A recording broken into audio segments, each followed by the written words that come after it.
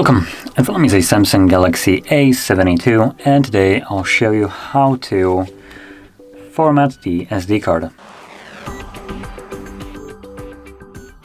Now to get started, let's open up Settings, and from here navigate to Battery and I believe Device Care. There we go, the Battery and Device Care. And in here we should find storage options.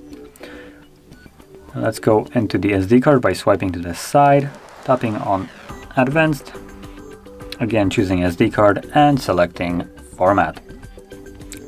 Now this will bring up the message that formatting will basically erase everything from that card, and if there is anything that you would like to keep, then you might want to back it up beforehand, otherwise you will lose it permanently. But assuming you have already done it, or you simply don't want to back it up, select Format SD card.